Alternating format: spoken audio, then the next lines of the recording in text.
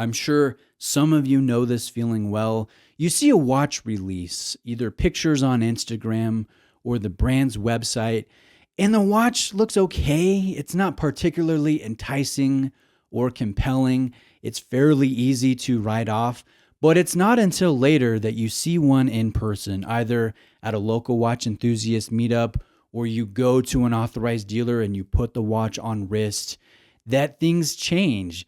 And all of a sudden you go, dang, this watch is nice. This watch is now on my radar when it wasn't before. It's so much better in person than it is on computer renderings, on the brand website, or seeing some cell phone pictures on Instagram posted by other watch enthusiasts.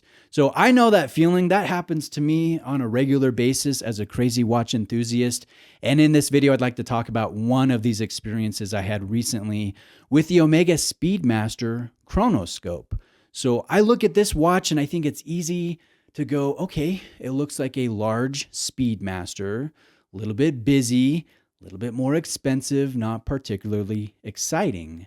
But it's such an oversimplification and it's not accurate. It's so much more than that. And I wonder, you'll have to let me know in the comment section, I wonder if Omega did this a disservice by branding it a Speedmaster and putting the Lyre style lugs on this watch and the Speedmaster Sapphire Sandwich bracelet on this piece. I wonder if it wouldn't have been stronger or better to make this its own case, its own line, because the heritage here, the design history, the design inspiration were Omega chronographs from the 1940s that did not have this Speedmaster design language. Speedmaster didn't originate until the next decade, toward the latter end of the decade, compared to these original chronographs from Omega from the 1940s, from 80 years ago. So tell me what you guys think about that. But this watch is, again, surprising in person. I love how wonderfully busy the dial is with the tachometer, with the telemeter, with the pulsometer, with that repetition of form going from smaller to larger to largest. I think it's balanced. Some watches, they look busy and they don't work. It's like busy for the sake of being busy and filling out the real estate of the dial. It's just not attractive. And then other watches, there's a strength and balance to the busyness, to the fullness. And I think this Omega Chronoscope fills that latter description. I think it really does look strong without looking busy, and the detail work is very sharp. It is a little bit larger than a moon watch, but it's very comfortable. It comes in under 13 millimeters in height. This is a hand wind movement. You can see it through an exhibition crystal, and I think it's one of the strong elements, one of the surprising elements, at least in my opinion, was looking at this 9908 coaxial in-house caliber that is COSC certified, and it's also certified by the Swiss Federal Institute of Metrology, or METAS.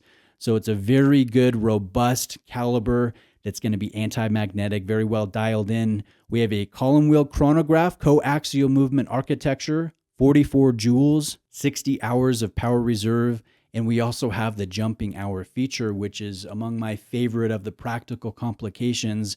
And I would like to note that this does not have a date, so the dial is not spoiled by an aperture at any part of the dial for the date. And without the date, you don't have to worry about cycling through with the jumping hour to correct the date. So those of you that like the quick adjust, this complication is not going to be an issue. It's not going to be a bother to you. And if you travel, it's a plus. If you live in an area of the globe that observes daylight savings time, that is also a plus in my opinion. So it will come with the jumping hour feature. We have a free sprung balance. We have a silicon escapement. We have variable inertia, a regulation system for regulating the movement, which essentially is just fancy speak for having very small screws placed strategically in the balance that you screw down to add more mass on the inner portion or the outer portion, just to affect the inertia and thereby regulate the movement. So a very sophisticated and sharp old technology for regulating the balance that's present here on the 9908. But my favorite feature is not the tech, it's not the goodies that I do appreciate as a watch nerd, as a crazy watch enthusiast. It's the way it's presented. It's the Arabesque spiral pattern, which is found on all modern Omega in-house movements, but it's the way it's executed. Notice how that spiral, that sun ray, that Arabesque pattern is emanating from the bottom portion of the movement, as if the heartbeat of the movement, the balance, is the center, is the source for that spiral. I think that's absolutely beautiful. And then there are strategic places where you can view parts of the movement. I mean, largely you're looking at a plate here, a very beautifully decorated plate, but a plate nonetheless. You can see a hint of the column wheel. Obviously, you can see the balance. You can see some of the elements. It kind of has a shielded look or a mystique type look.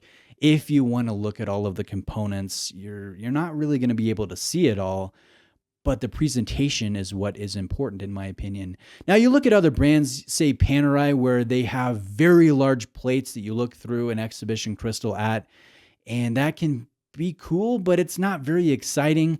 You look at a brand like Lange, and that is very exciting. That is very beautiful.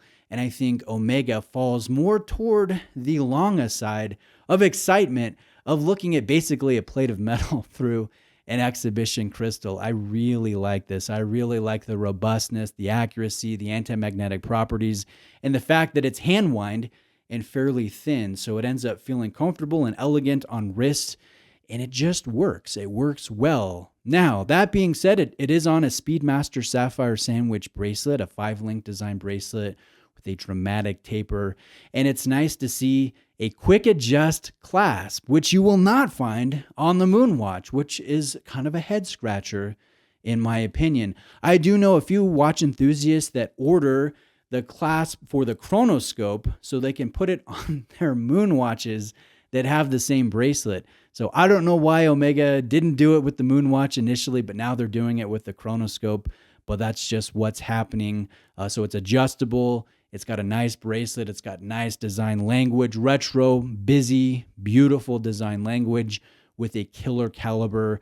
And, all of the features of the chronograph are housed within 2 different registers, which I think is sharp and beautiful. So overall, I hope I've been able to convey why this watch is now on my radar, when initially I just wrote it off and I didn't think it was that exciting personally. It is a very exciting watch in person.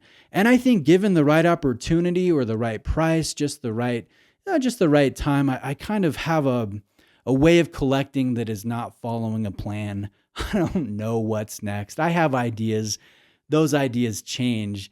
It's just a very fluid way, but I could definitely see owning this and using this and enjoying this in future years, just because it is a very strong watch. Is it perfect? No, it's not perfect, but is it good for what it is? I believe so. But let me know what you guys think. And did Omega make a mistake by branding this as Speedmaster, or would you have liked to see this in the Heritage Collection with no Speedmaster on the dial at all, just its own design language, maybe similar to that beautiful Sector dial that they recently released, which I hope I get hands-on with very soon, because I think that one is also a very compelling watch here that Omega released recently. So thank you for watching today. I appreciate it. If you're shopping for Omega, I'm going to put my recommended Omega authorized dealer in the description of the video. Brent Miller Jewelers, excellent AD in Lancaster, Pennsylvania, where I filmed this watch in April of this year. Again, thanks guys. Have a great day. I'll see you next time.